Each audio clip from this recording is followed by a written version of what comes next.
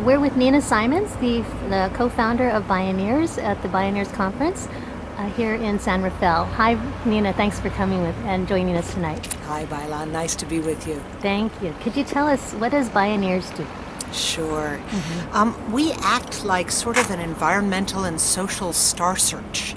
You know, we identify people who have come up with amazing solutions to many of our most challenging environmental and social problems. And what we realized is a lot of people know about the problems, but they don't know about this incredible abundance of diverse solutions that are possible. And so it kind of reveals the new world that's possible today. We bring together all these folks across a lot of different disciplines that are usually kept in isolation to really show how interdependent and interconnected all these issues actually are. So it's a very exciting combination of everything from social justice to faith-based work to environment and how do we have clean air and good food and healthy water for all of us for a livable future.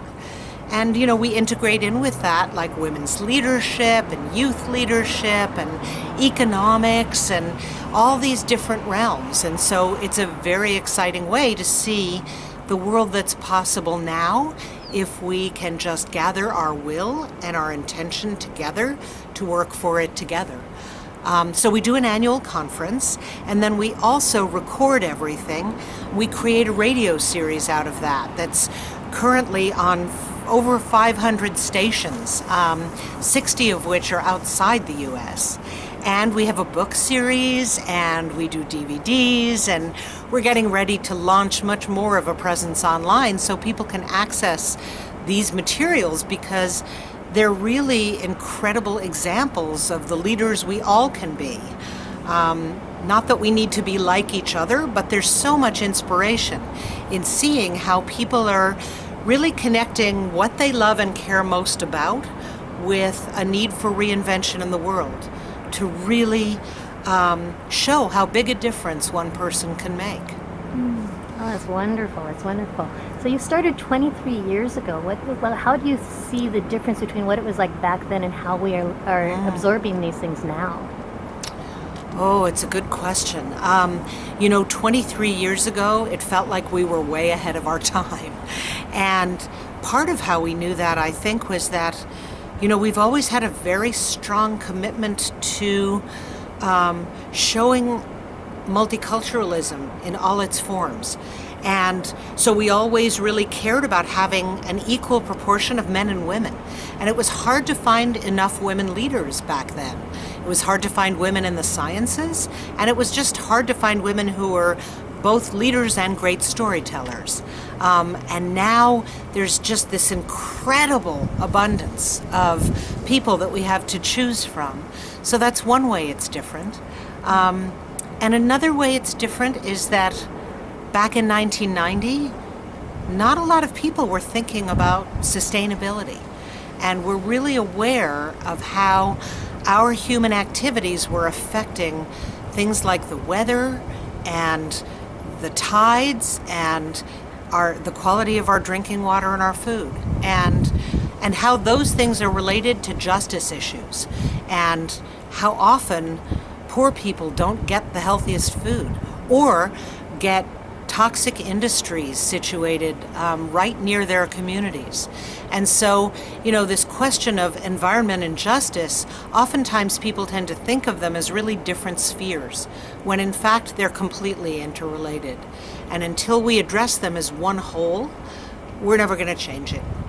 So that's another way that it's different. And I think the changes in the weather have been happening so radically and so quickly that whether you agree with the science or not doesn't seem to matter anymore, because everyone knows the weather's a mess, and everyone knows that water and food are getting harder to find and harder to count on and more expensive. And so, in a way, what used to be sort of a fringe issue has become much, much more mainstream. So that does lead to my next question. How far-reaching do you think the work has been since you've begun? Well, it's hard to know. I think we encountered a bias when we first started that many funders and people said, oh, a conference, what difference is that going to make? I think what we've learned is that we have educators who actually borrow from their retirement accounts in order to bring their students to the conference. And that's exceptional to me. That's really evidence of how profoundly they know that it impacts these young people's lives. Similarly, it's hard to know how the radio influences people. It's a very powerful radio series. It's available for free on our website. According to the numbers, we could be reaching 100 million people. And that's a pretty significant number. And we have increasingly started outreach in different parts of the world. And so, we had a Bioneers Global Conference a few years back in Amsterdam, and another one at Findhorn in Scotland. And we hope to do more in the future. So, I think that the kinds of issues and the kinds of stories that we focus on are of interest to people all over the globe. If you were to identify one issue that is the most pressing issue right now for us to address, what would you say? Well, I am a woman who has addressed many issues in my life, and many of them are really important to me. And yet, I think if I had to pick one, it would be unleashing the capacity and power of women to stand on behalf of our Mother, the Earth, and on behalf of the love and the world and the caring that we know is needed to move forward in a healthy and conscious way together. And that because we're more than half the world, really helping women stand alongside and with and at each other's backs across the difference of race and generation and class and ability and education, to really stand with each other on behalf of the world we know we want and need. That would be it. Okay, so what would be the best way to address this? I know you have a wonderful women's leadership program. We do. Well, I'm sort of creating ways to address it every time I turn around. We have a beautiful book that's actually a compilation of many of the stories of my teachers. And I'm very proud of it because it's being used in educational classes on multiculturalism and on leadership and also on women's studies. And one of the things I'm proud of is that it has a few men in it. So it's not only a women's book, it's about reclaiming the feminine within us each and all, because this is bigger than a women's issue.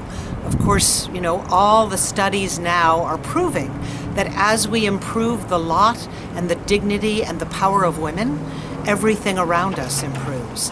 From environment to social justice, to children, to education, to equity, to environment.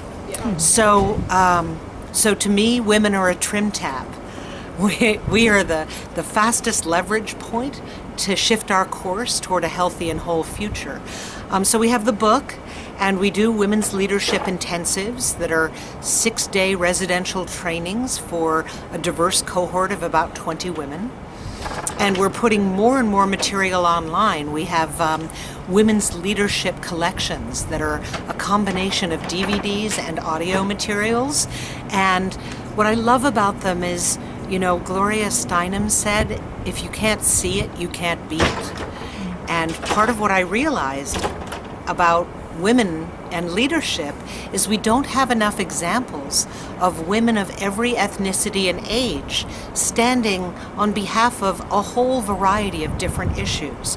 And so all of our work, our program is called the Moonrise Bioneers Women's Leadership Program, and it's a mouthful, but all of it is about elevating these examples and these films and these stories of women of every shape and size and color and background standing on behalf of all these different issues in all these different ways. And so I think by example, we teach each other and we open up new possibilities. And that's really one of the ways that I'm excited for our work to ripple out. Yes, absolutely. Absolutely. It's exciting times. So if people wanted to know more about your work and your different programs, how would they contact you? Well, probably through the Bioneers website, which is bioneers.org. And as I said, over the coming months, these collections will be rolled out, and I think they'll be available for streaming for free. And they can also get on our mailing list by emailing us at women@bioneers.org. So please do. We'd love to have you part of the team. And so next year, there'll be another conference? Knock on wood. We're looking forward to it. Thank you, Nina. Thank you so much, Thank Bailan. you. Good to be with you. Good to be with you.